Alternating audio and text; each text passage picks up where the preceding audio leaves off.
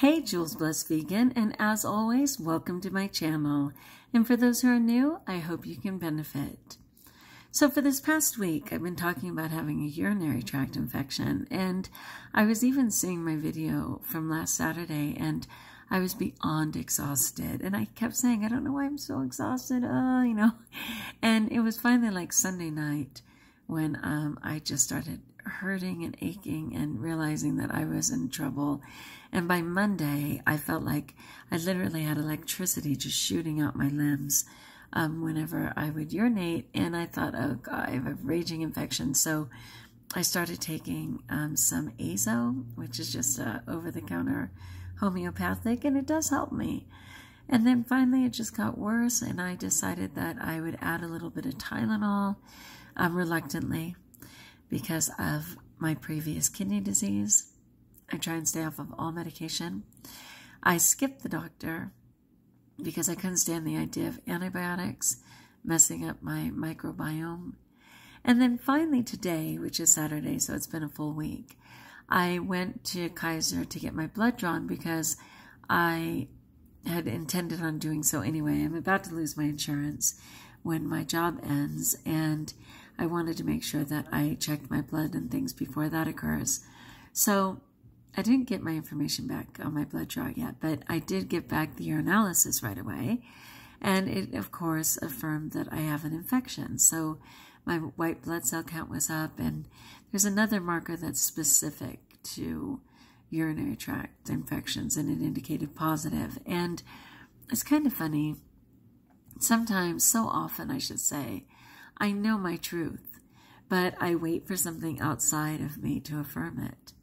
And there's almost kind of a relief in knowing that somebody is affirming it, because I was really raised to doubt myself. And women in general, I think in many ways, are kind of encouraged to doubt their intuitive selves, even though by nature we are so intuitive.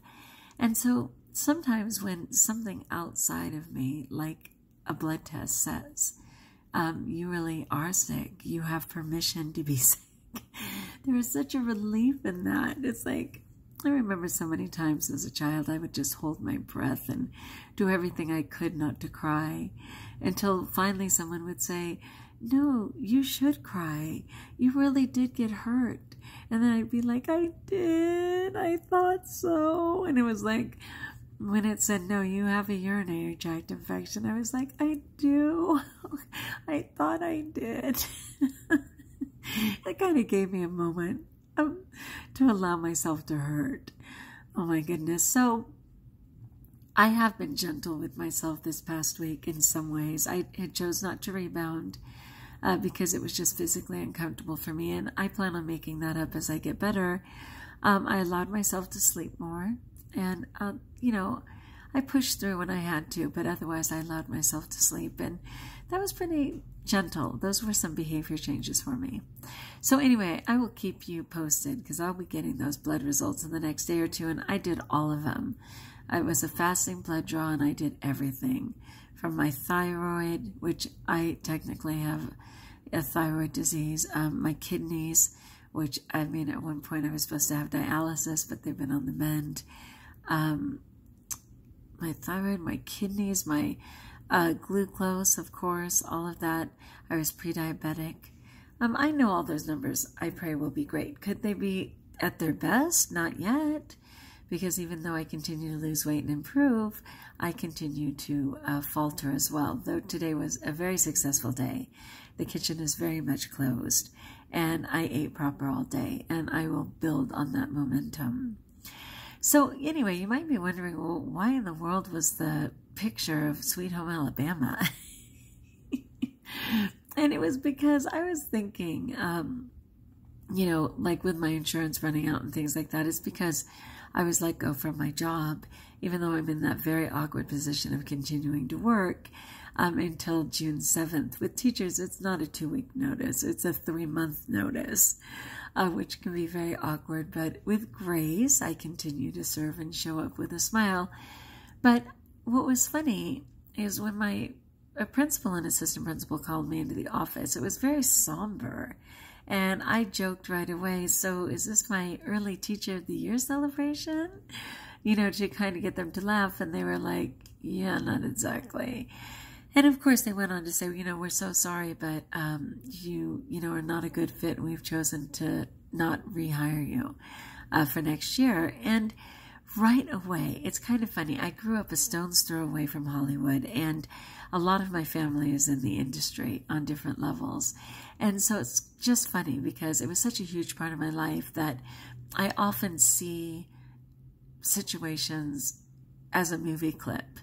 And so while I was sitting there and they said that, like almost in slow motion, I immediately saw Patrick Dempsey's character, and where Reese Witherspoon was telling him that she'd been in love with someone since she was 10 years old, and she'd already given her heart away, and that she wasn't going to marry him. And he looked at her and he was like, wow, so that's what this feels like. And of course the mother freaked, and what he meant was he had never been let go before. You know, he'd never been dropped. No one had ever broken up with him. And he wasn't devastated by it. He was really just intrigued and puzzled by a feeling he'd never experienced. And he was going to sit with that feeling. And it was the same thing when they told me that the assistant principal's eyes were watering and she was, you know, trying not to cry. And the actual principal looked kind of apprehensive, like, is she going to freak on us? Because I have a really strong personality. I don't know if you know that. And I just sat there and went, wow. So that's what this feels like, because I'd never been let go before. And I wasn't going to comfort them, but I did say to them, I have no words at this time. I'm going to have to pray about this, and I'm going to leave you to it, because I'm leaving this room. And I physically got up and left that room. And so that's why I put Sweet Home Alabama, because I thought, you know, regarding our food and you know, wherever you are in yours, and certainly me, in pursuing a vegan and a largely raw vegan lifestyle, there is a lot of times where I just have to sit in the unknown and sit with the discomfort of thinking, I'm not familiar with this. You know, I'm familiar with anesthetizing myself with food.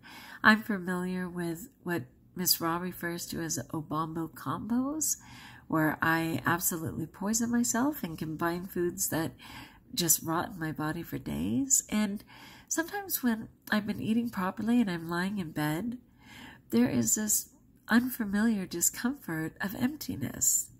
And it's like, wow, I mean, I just ate a gigantic salad, you know, a huge trough of salad, and maybe even had an ice cream, I don't know.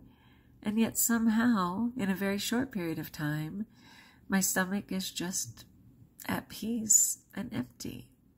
And it's like, wow, I don't know this. This is unfamiliar to me, but I'm happy for it, and I'm going to sit with it. And I don't know what it's like to be let go from a job, but I'm going to sit with it and trust God has a plan, even though he hasn't begun to reveal it, and that I'll be provided for. So that's all. That's what came to me when Patrick Dempsey's character said, wow, so this is what this feels like. So how about you? Do you have a moment in your life where it's completely unfamiliar, but you're willing to sit with it? Where when you had no idea what something felt like, you were able to just accept it and maybe go on to process it? Or do you still need to process it? I'm just going a moment at a time. Anyway, love you, my friends. Thank you so much for checking in. As always, like if you like, join us if you haven't. And most importantly, believe that you're blessed.